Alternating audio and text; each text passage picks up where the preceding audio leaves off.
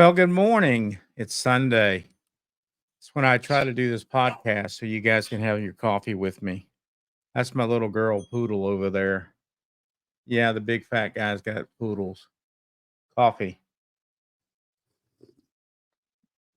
I've been excited about doing this episode because this is a good one. Concealed carry. I'm in the state of Florida, so I don't wear a lot of clothes. Probably should, though, right? Nobody wants to see what I've got under here. At any rate, I'm a 3XL kind of guy. I've been that way my entire life, and I've been carrying since about the age 16 for the most part, 100% of the time. And it's been a challenge. I started my journey with an old carry gun. There goes some crap popping up on my computer. I don't know if you guys can hear that or not. I apologize. But it was an AMT backup, and the thing weighed as much as a Volkswagen. It was unbelievably heavy. Just stupid heavy. And the thing was,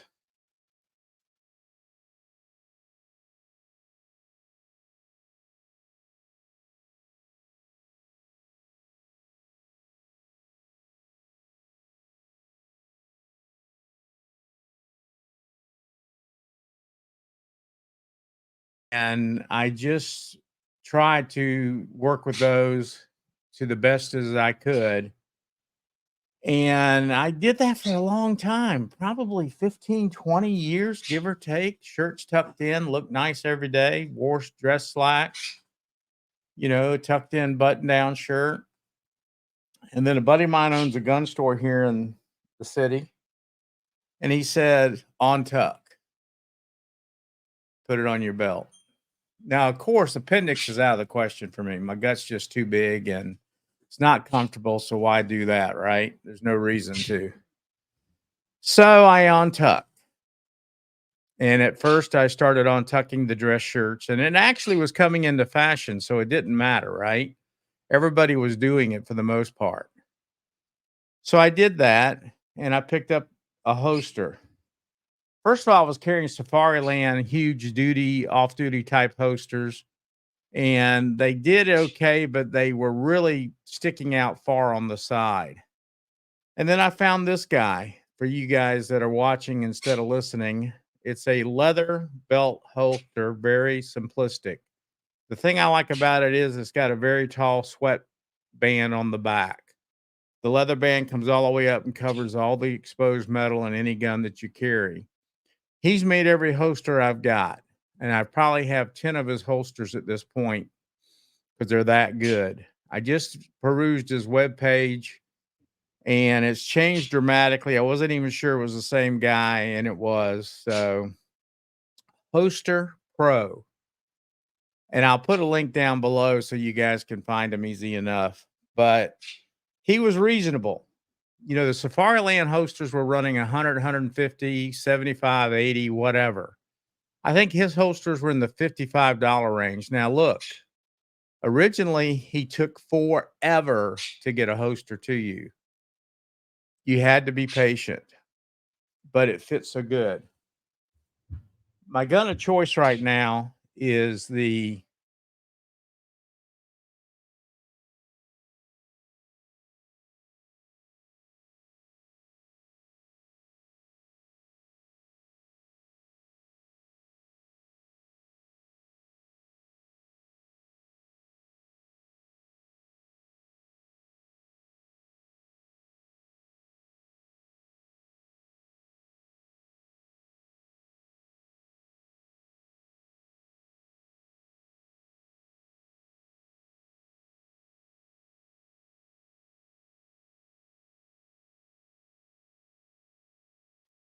that it just works. Simplicity, let's face it, it works. Now, this is, probably the best option for a guy. I wear, now that I'm semi-retired, basically gym shorts, and that's a joke in itself, right? Fat guy. At any rate, and I'm lazy as hell. So I don't get dressed to run to the store and run an errand or anything like that, put on cargo shorts, any of that crap, and carry a knife and all the other shit I should be carrying. But with that said, that presented a new problem. Now, around here, if I'm in the yard or going to get the mail or running a short errand, I'll throw a little old 380 Caltech in my back pocket. Unfortunately, the newer shorts don't have back pockets, so that had to quit. I apologize, but the coffee's so damn good.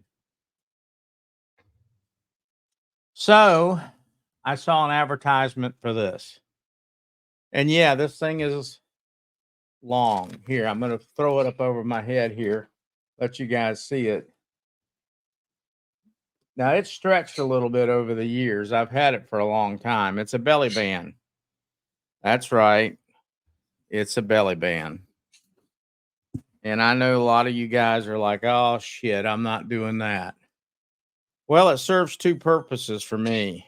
One, pulls my gut in, makes me look slimmer, makes me feel good. And she was tight to begin with, uncomfortable to some degree. I say uncomfortable, that's a, loose term. I've been wearing this off and on now for about 6 years, and it's dynamic.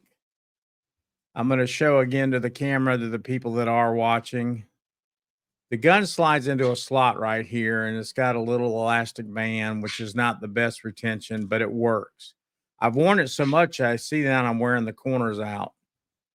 But so you guys can see the name of it, well, and you hear the Velcro sticks really well. I mean, really well.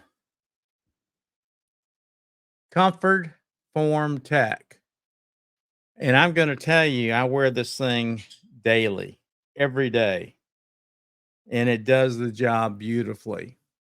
The nice thing about this holster is I think the ladies can wear it as well. Now, if you're wearing these tights and yoga pants and you're a thin lady and you wear tight fitting tops, I don't know that it's going to print or not. You'll have to experiment and see. The ladies that try to, the double and triple XLs like myself that try to squeeze themselves into that pants and then cover themselves with a big floppy t-shirt, it'll work. You'll have no issues whatsoever. The thing I like about this too, I ride it a little high around my belly button.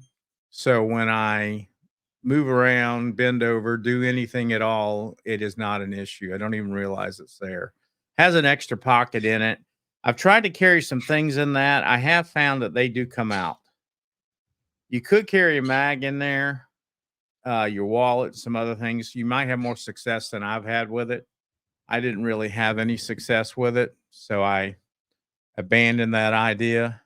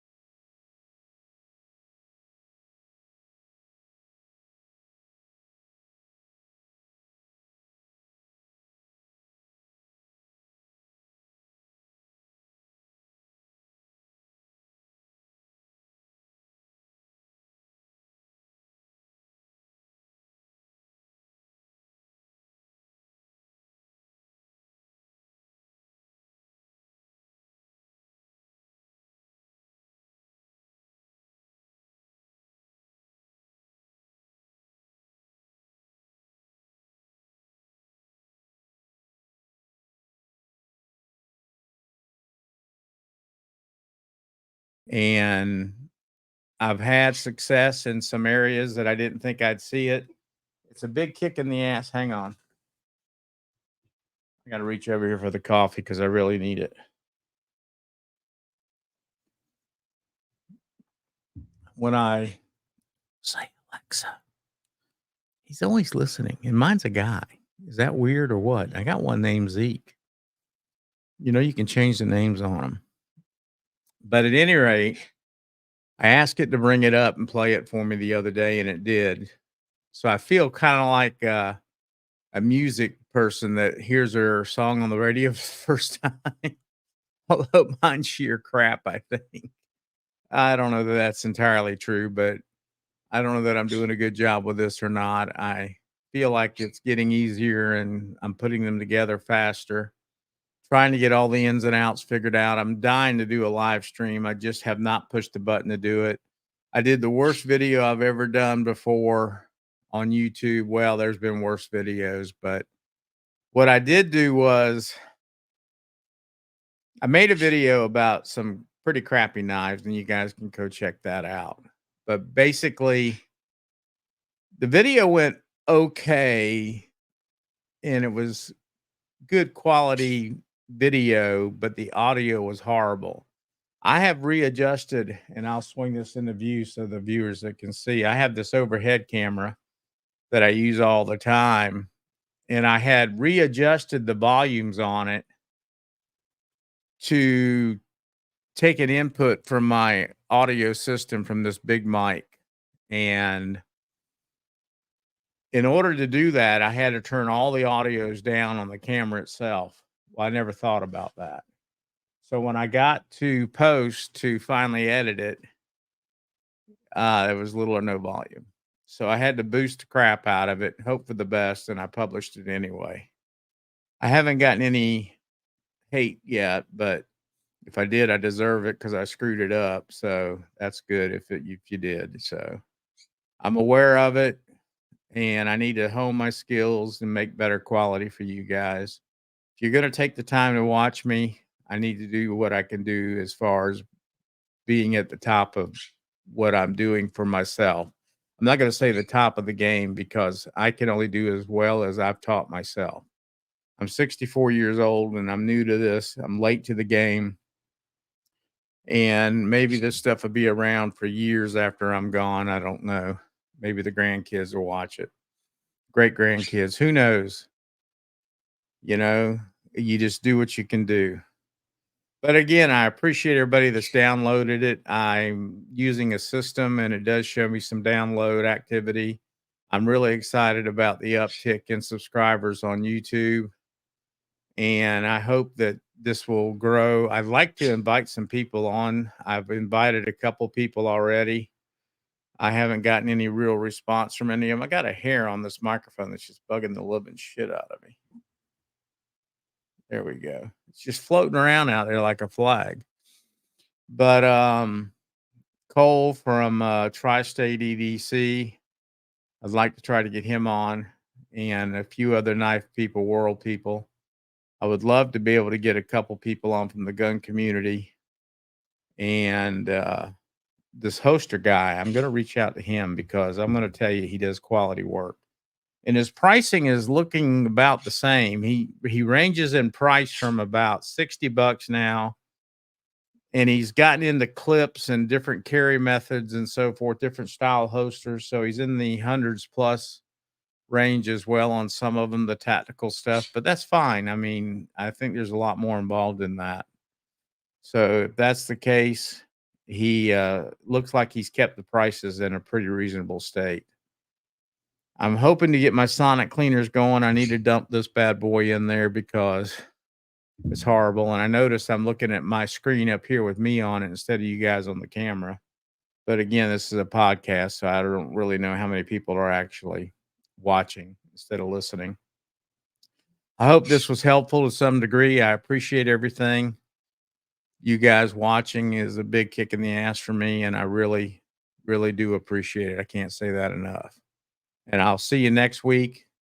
Again, I'm trying to get these out every Monday. I'm keeping them to 15 minutes so I don't bore you guys to death. Not sure what next week topic will be, but we'll get something out there for you guys because I'm enjoying doing this and I hope I get a little better at it each week. Thanks for tuning in. I really do appreciate it. Oh, again, what Dugan thinks, YouTube, Instagram, look me up. Appreciate it.